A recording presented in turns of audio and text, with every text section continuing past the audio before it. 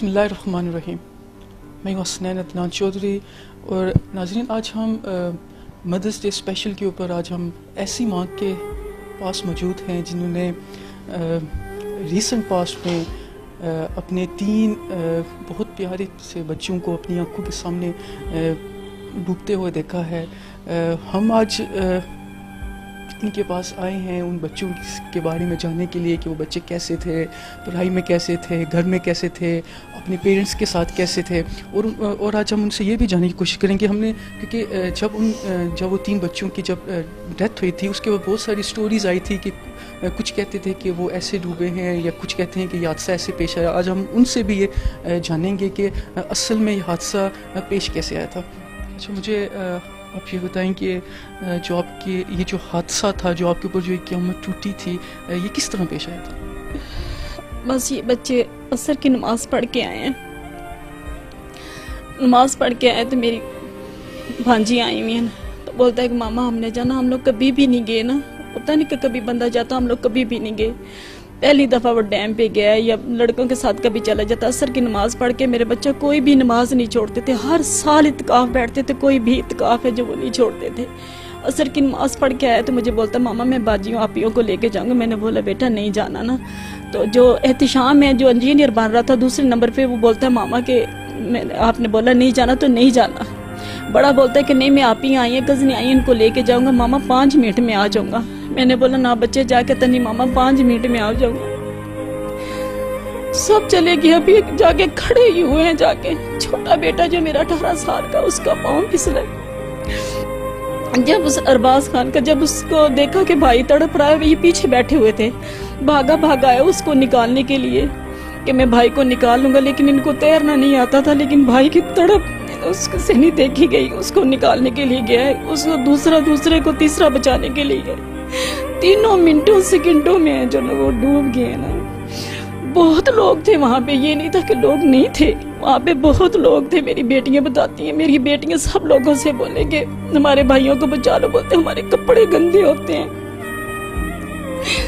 मेरी बेटियां बेचारे दुपट्टे एक दूसरे के पकड़ के भाइयों को निकालने की कोशिश करती रही। 2 मेरी भांजियां थी, 1 मेरी बेटी है, तीनों सब 4 मेरी बेटियां, 2 मेरी भांजियां, 6 थी।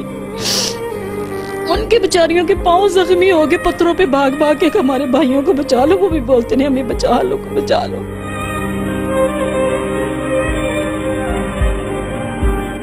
काफी फैमिलियां थी वहां पे, किसी ने नहीं आके बचाया। एक बकरियां चराने वाला पठान जा रहा था, तो मेरी बेटियों को जब उसने रोते तड़पते देखा, वो आया भागा और उसने छलांग लगा के मेरे बेटे एक को भी निकाला, दूसरे को भी निकाला। जब उनको बाहर निकाल लिया तो फिर मेरी बेटी कहती है कि अंकल हमारे भाइयों को अस्पताल ले चलो। 3-4 गाड़ियों वाले तो बोलते हैं हमारी गाड़ियां गंदी होती हैं। मेरी बेटियों ने और भांजियों ने अपने बुरके उतार के उनको दिए कि ये आप ये हमारे बुरके इधर डाल ले, भाई ले चलो। उन्होंने बोला नहीं ले जाओ। मेरी बेटियों ने उनके पांव पकड़े, भाई हम आपकी गाड़ियां धो देंगे, हमने ये बुरके रख दिए, हमारे भाइयों को ले चलो। फिर एक आदमी वहां पे खड़ा हुआ था, उसने फिर गाड़ी में मेरे बेटों को बिठा रखा, लेकिन वो उस वक्त उनकी सांसें चल रही थी। रेस्क्यू वालों को फोन किया, वो लेट निकले। उनसे बोला आप इतने लेट आए, बोलते कि हमने कहा कि लोग मजाक कर रहे हैं ना, तो हमने कहा आज अप्रैल फूल भी है तो लोग इसलिए मजाक कर रहे हैं ना, हम लोग नहीं गए। फिर बार फोन आया कि बच्चे इस रात 3 डूब गए। मुझे फोन किया जब मैं घर में ही थी ना, मुझे कहते हैं कि एक आपका बेटा गिरा है तो आप अस्पताल पहुंचे। मैंने बोला कि मेरा अगर एक बेटा गिरा तो आप दूसरे को फोन दे, मैं उससे बात करती हूँ। लेकिन मेरी बेटियों को जब चीखो पुकार मैंने सुनी ना, तो मुझे पता खुद ही चल गया कि मेरे 3 बच्चे कोई नहीं है। अभी मैं यहाँ से वहाँ अस्पताल पहुँच गई, तो वहाँ से उस वक्त रेस्क्यू वाली गाड़ियाँ जा रही थी, लेकिन उस वक्त से पहले वो बच्चे खत्म हो चुके थे। जो एहतिशाम में उसकी सांसें चल रही थी, पानी उसका निकाला है तो रेस्क्यू वाले गए, उनके पास ऑक्सीजन नहीं थी। आप पंजाब साइड पे चले जो रेस्क्यू वालों के पास सारी सहूलतें होती हैं, अगर उनके पास ऑक्सीजन वगैरह भी होती तो अभी भी मेरे बच्चे बच जाते। मेरे तो चलो चले गए, कोई बात नहीं है, अल्लाह ताला की इसी तरह की मर्जी थी। चले गए हैं, साल बाद भी जाना, 20 साल बाद भी, 100 साल बाद भी, 1000 साल बाद भी इंसान ने, दुनिया फानी है ना, चले जाना है। लेकिन जिस तरह मेरे बच्चों के साथ हुआ, मैं कहती हूँ किसी माँ के बच्चे के साथ इस तरह होना।